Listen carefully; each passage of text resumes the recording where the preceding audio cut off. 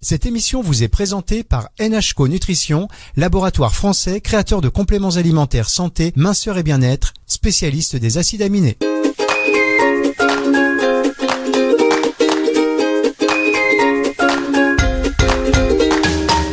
Bonjour à tous, soyez les bienvenus dans ces émissions NutriCast. Bienvenue sur cette plateforme NutriCast, première plateforme audio consacrée à la phytothérapie, à la micronutrition, que vous écoutez également, vous le savez aussi, sur Nutri Radio. Alors aujourd'hui, mesdames, messieurs, vous savez que déjà toutes ces thématiques que l'on aborde tournent autour de la micronutrition, autour des actifs de santé naturelle pour vous aider et vous accompagner dans votre bien-être, dans votre mieux-être. Aujourd'hui, on est avec une habituée, on va dire, des lieux. Elle est un peu ici comme à la maison, n'est-ce pas? Regardez, rien qu'à la voix déjà, vous savez. Regardez, parlez un peu. Et bonjour. Et ben voilà, ça y est. Oui. Mais c'est pas Alexia Manarino qui est experte en communication scientifique chez NHCO Nutrition, mais si elle est venue, elle a tellement bien parlé, on s'est dit mais venez. Voilà, quasiment fait son petit siège sur mesure.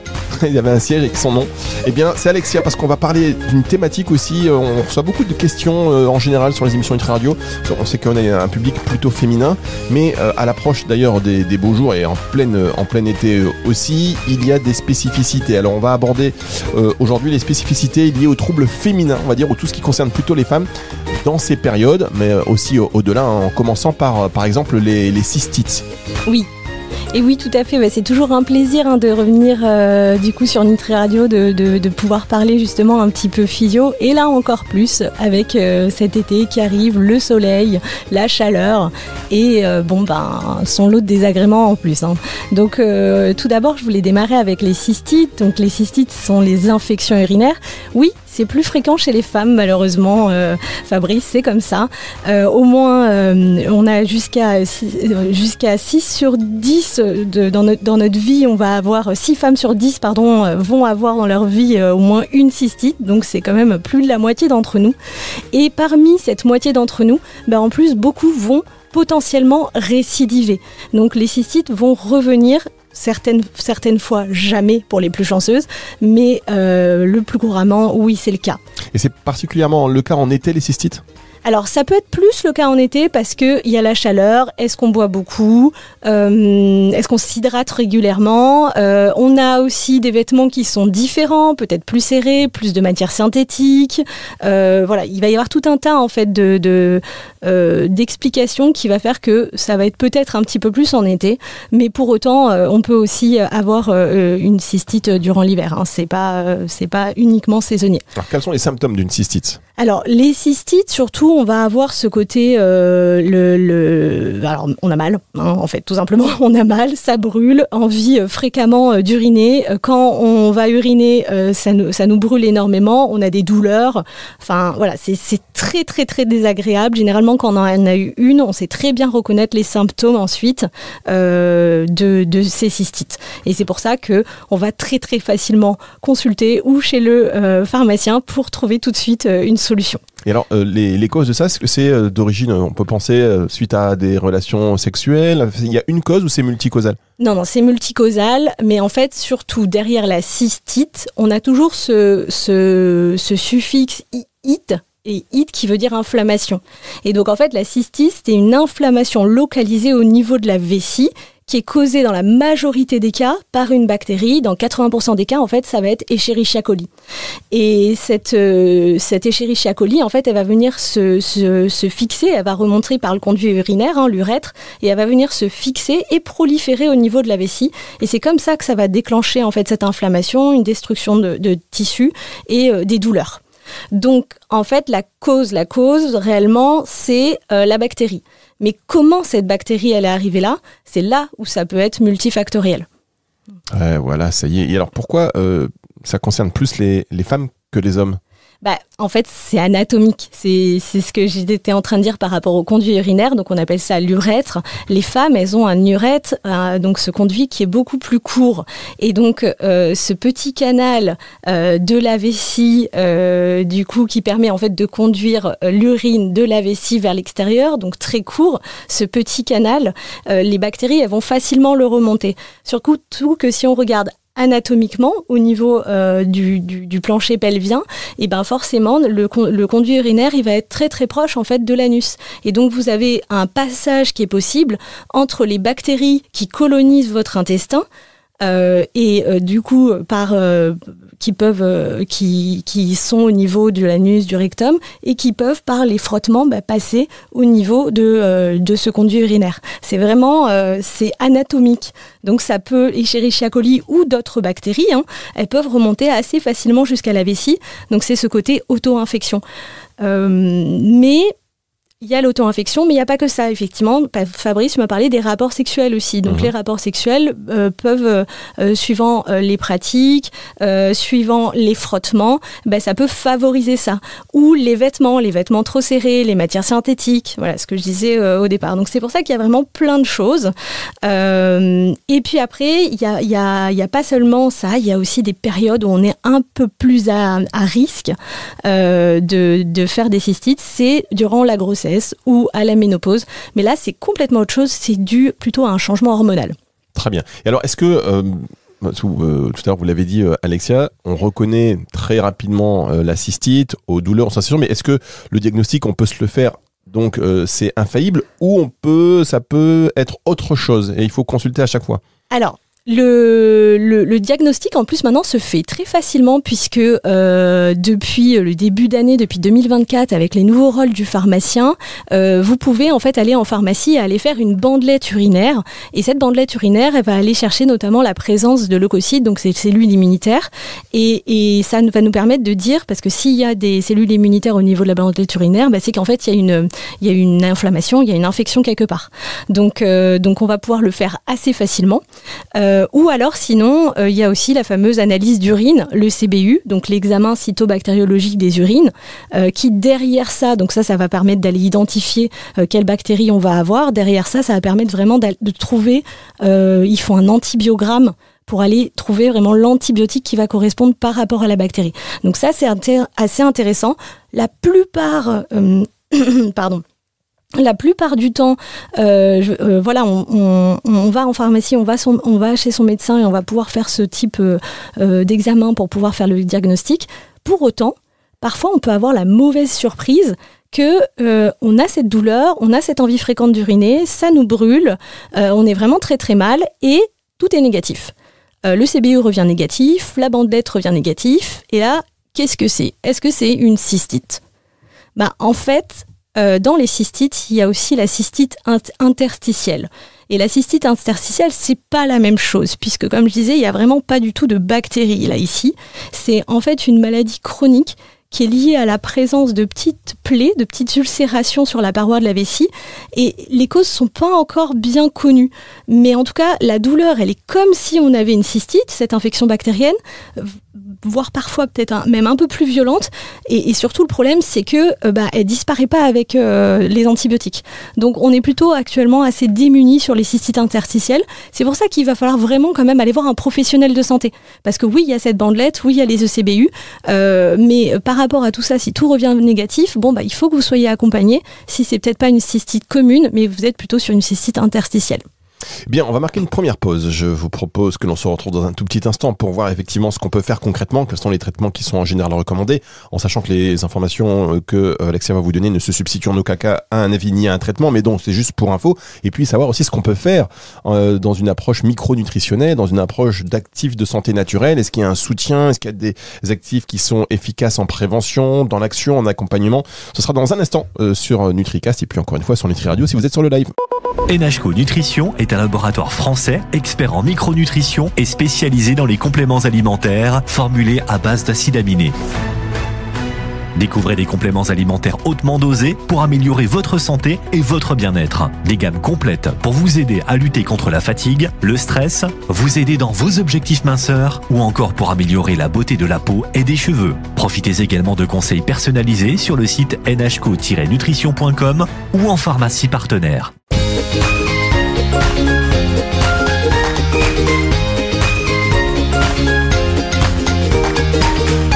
On invité commence à danser sur le générique, c'est que vraiment vous êtes à l'aise, Alexia Manarino. Vous êtes responsable.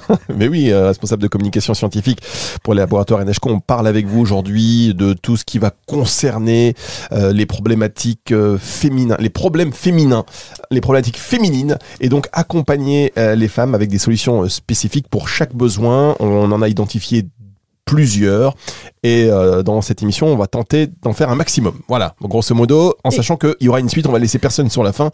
On a commencé par la cystite, on verra dans un instant les jambes lourdes. Donc on a parlé des causes de la cystite.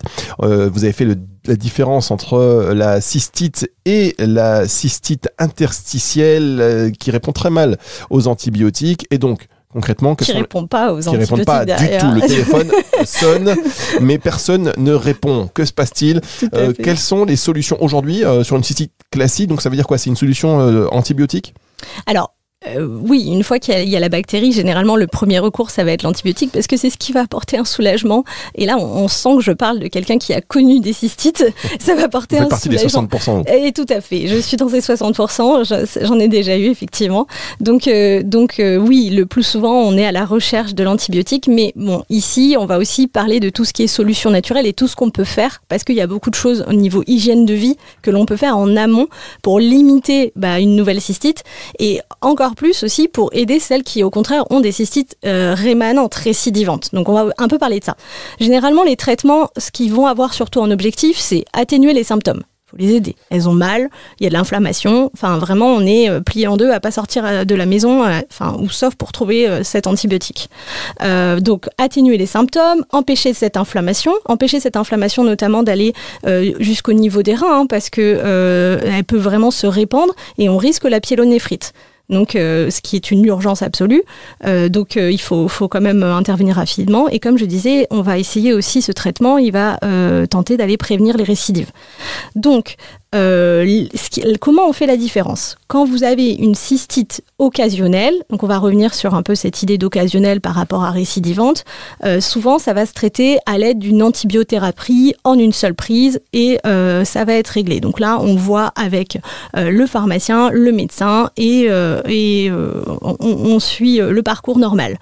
Les cystites occasionnelles, c'est généralement, c'est quand on répond à cette question, combien vous en avez fait les 6 derniers mois. S'il y en a moins de 2, on va être plutôt sur effectivement ces cystites occasionnelles. Si vous en avez plus de 2 dans les 6 derniers mois, 2 à plus de 2, bon, ça peut commencer à être une cystite récidivante rémanente. Le chiffre exact, c'est sur 1 an, avoir au moins eu 4 cystites. C'est là où on parle de cystite récidivante, mais c'est vrai que se remémorer de combien de cystites on a eu pendant 1 an, ça fait très mal, mais bon, pendant 12 mois, on peut quand même tendance à avoir oublié. Donc voilà, la différence entre cystite occasionnelle et récidivante, ça va être le nombre qu'on en fait par an. Ce qui va se passer, en fait, dans la physiopathologie de la cystite récidivante, c'est que vous avez eu une primo-infection. Vous avez une primo-infection avec une bactérie, donc on a dit dans 80% des cas c'est un Escherichia coli, et en fait parfois vous allez avoir une de ces bactéries qui va échapper au système immunitaire et qui va se loger dans votre urothélium et dans toute cette muqueuse, dans toute votre paroi utérine, et elles vont être comme endormies, ces bactéries. Et pendant ce temps, elles vont continuer à proliférer parce qu'elles sont bien au chaud dans votre corps, au sein de la muqueuse, à 37 degrés. Elles profitent de la circulation sanguine qui apporte les oxygènes, les nutriments, qui évacuent les déchets. Donc elles prolifèrent, et sans déclencher de symptômes, puisqu'elles sont comme endormies. Et au moment en fait où vous allez avoir un renouvellement de votre muqueuse, puisque au niveau de la paroi utérine vous avez un urothélium, donc c'est un peu c'est l'épithélium, la peau, l'épiderme, c'est l'urothélium au niveau de votre paroi utérine. Quand il va exfolier, ça va libérer ces bactéries, et avec cette libération dans la lumière de la vessie, ça peut redéclencher une inflammation. Et donc en fait c'est ça, une cystite récidivante, c'est finalement une bactérie qui est un peu passée au travers du filet, et qui va être cachée pendant un certain temps, et qui va se réactiver, et tout vous réenclencher les symptômes, et vous avez beaucoup de mal à vous en débarrasser. Généralement, en fait, on démarre par une première cystite en début d'été, et en fait, on passe tout l'été à récidiver, parce qu'on a vraiment du mal à s'en débarrasser. Alors, c'est comme un amour de vacances. Ah, bah, Bon, celui dont on ne veut pas. Celui dont on ne veut pas, le boulet. Alors, qu'est-ce qu'on peut faire en termes d'hygiène de vie d'avant ? Bah voilà, c'est ce que je disais, il y a beaucoup de petits tips à avoir, de petits trucs. Donc évidemment, boire beaucoup d'eau. Dès qu'on sent cette première douleur, puis après on repère bien ces picotements, ces petites brûlures, on boit énormément. Parce que plus on va boire, plus en fait ça va faire un phénomène de chasse d'eau. Parce que comme vous buvez beaucoup, bah, vous allez aller beaucoup aux toilettes. Et donc votre vessie, elle va se vider, et donc elle va vider un maximum de bactéries en les empêchant de proliférer. Parce que Escherichia coli se multiplie très très vite. Toutes les 20 minutes, elle se multiplie. Donc ça peut proliférer très vite. Donc on boit énormément pour faciliter l'évacuation des bactéries. Surtout, ne pas se retenir d'uriner. Donc on va aux toilettes pour aller vider la vessie et prendre bien soin de vider complètement la vessie. Ça aussi, ça va être important puisque si on a tendance à utiliser le périnée pour stopper en fait ce jet d'urine, bah, ça va pas non plus être bon parce que les bactéries, on va pas toutes les avoir évacuées. Donc vraiment, on va aux toilettes et on prend bien soin de vider sa vessie. On a aussi des gestes importants à avoir au niveau de dans quel sens on s'essuie. C'est quelque chose qu'on apprend aux petites filles dès l'enfance. C'est hyper important de le faire de l'avant vers l'arrière, puisque comme je disais, il ne faut pas ramener les bactéries potentiellement du rectum vers notre vessie, enfin vers notre conduit urinaire, notre urètre. Uriner après les rapports, très très important, pour évacuer toutes les bactéries qui auraient pu remonter de par tous les rapports. Et aussi porter des vêtements amples, le plus de matière naturelle possible. On conseille souvent les sous-vêtements en coton, ce genre de choses. Donc c'est des petites choses à faire, mais rien que ça peut permettre en fait d'éviter vraiment de déclencher une cystite. Et alors en micronutrition, une fois qu'on a dit ça, j'imagine qu'il existe des actifs hyper intéressants, que ce soit en prévention ou même en accompagnement. Et oui, complètement. Donc en fait, c'était là aussi, forcément, où on voulait en venir. Ah oui, on quand sait même, que tout ça, mesdames, messieurs, quand même. Voilà, tout à fait. C'est ok, bien sûr, il y a toute l'hygiène de vie, il y a tout le bon sens à avoir, il y a toute l'alimentation, mais maintenant, la micronutrition, qu'est-ce qu'elle propose ? C'est réellement ça. Bon, je vais pas la refaire. La canneberge, donc qui est la version, canneberge en français, cranberry en anglais. Il y a de nombreuses études, on commence à bien maîtriser les mécanismes. C'est hyper intéressant, la canneberge, dans la prévention des infections urinaires. Pourquoi ? Parce que en fait, cette petite baie rouge, elle est très très riche en différents polyphénols, notamment les proanthocyanidines, c'est les fameux PAC, que l'on voit généralement dans les produits par rapport aux gènes urinaires, mais elle est aussi très très riche en fructose et elle peut contenir aussi d'imanose, donc ça qui sont des sucres contenus dans la canneberge. Et en fait, Escherichia coli, on en revient encore à cette bactérie, dans sa configuration, elle a à sa surface, c'est une bactérie qui a des sortes de filaments qui va lui permettre d'adhérer à la surface de la paroi vésicale, de la vessie. Et en fait, ces filaments, ces deux petites protéines qu'on appelle des adhésines, que vous pouvez aussi entendre parler comme pili. Vous avez les pili de type 1 qui sont sensibles aux manoses et vous avez les pili fimbriae qui sont plutôt résistants aux manoses. Et la cranberry, ce qu'elle propose, c'est qu'au sein de cette baie, vous avez les fameux PAC qui vont agir sur ces pili fimbriae et qui vont en fait les empêcher de ces pili fimbriae de se coller finalement aux parois de la vessie, parce que ça va aller saturer les fameux récepteurs de ces pili, de ces petits filaments. Et en même temps, elle contient aussi du fructose et du mannose qui, là, vont plutôt intervenir sur le deuxième type de pili. Donc, vous avez deux systèmes d'accroche dans cette bactérie, Escherichia coli. Et en fait, dans la canneberge, vous avez tout ce qu'il faut pour justement aller éviter que cette bactérie s'accroche. Et du fructose et du mannose, mais mannose en petite quantité, mais il y en a quand même pour les pili mannose sensibles, et les PAC pour les plutôt mannose résistants. Donc c'est hyper intéressant, ça empêche l'activité adhésive du coup de ces filaments, et donc ça empêche l'adhésion d'Escherichia coli à la paroi de votre vessie.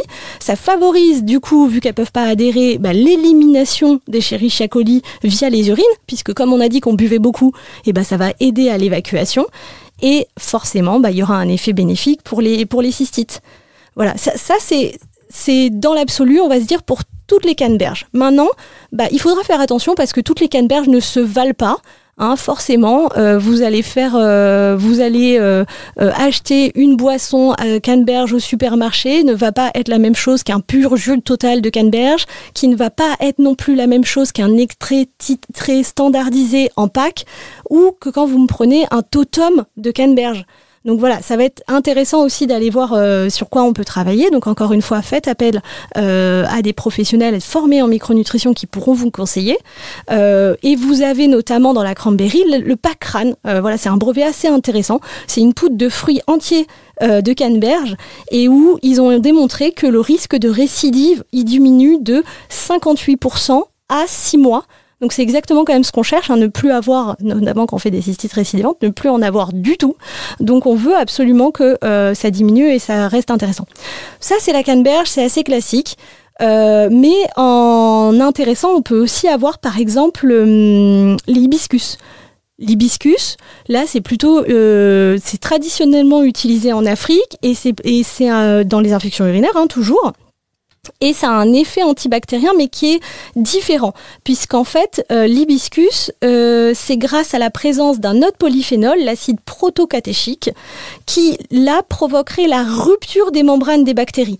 Donc, on a une rupture de la membrane des bactéries, donc Escherichia à l'intérieur de cette bactérie se retrouverait donc exposée, et donc forcément, ça diminuerait la viabilité de la bactérie.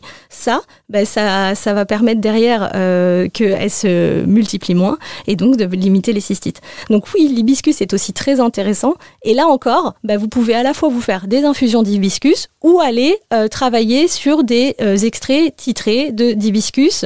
Je sais que notamment, il y a l'élirose qui est un extrait très intéressant qui est cliniquement testé.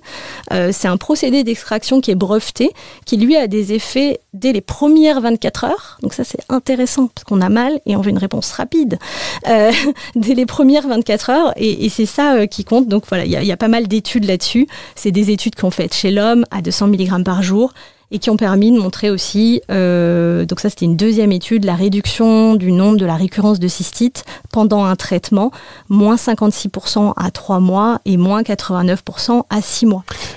Eh bien, je crois que vous avez fini, mais non, car il y a encore un actif et un acide aminé, plus précisément, dont vous voulez nous parler, évidemment. Et oui, alors forcément, toujours, puisque nous, on s'intéresse particulièrement aux acides aminés et on trouve que dans la bibliographie scientifique, il y a de plus en plus de choses, mais que le rôle des acides aminés dans la santé a encore de beaux jours devant eux. Donc c'est vraiment là-dessus où on veut intervenir. Donc oui, la canneberge et l'hibiscus, c'est hyper intéressant, mais finalement c'est assez classique ce que je vous ai dit. Alors que la L-méthionine, on en entend moins parler dans les cystites. La L-méthionine, c'est un acide aminé assez intéressant, qui a commencé à nous interpeller, puisque en fait, il est utilisé dans certains médicaments dans d'autres pays, notamment en Suisse, où vous avez l'acimétine. L'acimétine, c'est de la L-méthionine pure, ou alors en Allemagne, l'acimol, et là aussi, vous retrouvez que de la L-méthionine. Ce sont des médicaments qui sont donnés donc, pour les infections urinaires. Et il y a actuellement des publications qui sortent où vous avez des associations de L-méthionine avec de l'hibiscus, parfois aussi avec du boswellia, résine d'encens africaine très intéressante parce qu'elle est anti-inflammatoire, mais je m'emballe pas. Le temps nous est compté. Non, pas du tout.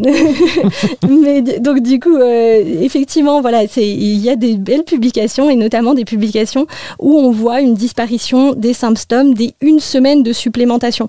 Ça, c'est quand même très intéressant à l'heure où justement on essaie aussi de lutter contre l'antibiorésistance, de prendre moins d'antibiotiques, de raisonner l'utilisation des antibiotiques quand c'est vraiment utile. Donc il y a des solutions en nutraceutique. Très bien. Alors, je rappelle juste que cet acide aminé L-méthionine se retrouve dans certains médicaments pour lutter contre la cystite, mais que c'est donc un acide aminé qu'on peut retrouver dans des compléments alimentaires, et donc c'est peut-être intéressant de se pencher sur son efficacité en supplémentation, en sachant que, évidemment, ces informations ne se substituent en aucun cas à un avis médical ni à un traitement. C'est juste pour l'information qu'on dit ça, donc c'est effectivement intéressant.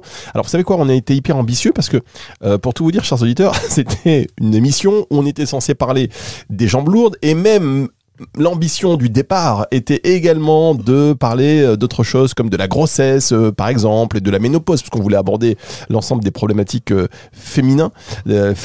Et là, non, parce que déjà, je peux vous dire qu'Alexia, on va même pas faire les jambes lourdes dans cette émission. On fera une émission spéciale jambes lourdes. J'aurais même pas pensé faire une émission que sur la cystite, mais c'était hyper intéressant. Vous avez tout bien détaillé. Donc, on fera une émission sur les jambes lourdes. Vous êtes... Très bien, je reviendrai. Je peux faire vous le dire maintenant. C'était pas prévu, mais on est parti pour faire une émission. On en fera 4. c'est incroyable. En conclusion, qu'est-ce qu'on peut dire? En conclusion, c'est tout d'abord justement tous ces réflexes. Boire beaucoup d'eau, les vêtements amples, voilà. Vraiment, ça démarre par là.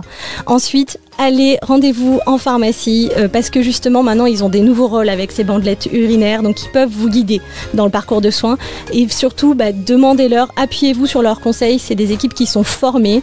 Voilà, vous avez évidemment votre médecin qui vous accompagnera, votre sage-femme aussi, pourquoi pas, puisqu'elle s'occupe de plus en plus de tous les maux de la femme, mais pensez aussi aux pharmaciens qui peuvent vraiment vous aiguiller sur la micronutrition. Eh bien, merci beaucoup, Alexia. On va se retrouver, vous voyez, c'est malin ce que vous faites, hein. Vous expliquez bien, comme ça on a envie de réentendre la suite et d'avoir le détail sur les jambes lourdes. J'imagine qu'il y a aussi beaucoup de choses à dire. Beaucoup de femmes sont concernées et il y a aussi en micronutrition des approches très intéressantes. Soyez là, parce qu'on n'en a jamais parlé encore sur cette antenne, donc soyez là très vite pour cette prochaine émission qui concernera les jambes lourdes. Merci à vous. Au revoir, Alexia, à très bientôt. Merci beaucoup, je serai au rendez-vous. Vous dormez, il y a un dortoir. Je retourne sur ma chaise. Bien sûr. Sur la chaise. Le côté, évidemment. Mais parce qu'on on a hâte de vous avoir la prochaine fois pour une autre émission. Donc, émission à retrouver si vous êtes sur le live de Nutri Radio, en podcast sur nutriradio.fr dans la partie médias podcast, ou évidemment si vous êtes déjà en train de consommer ça en podcast, n'hésitez pas à partager et à commenter. À très bientôt.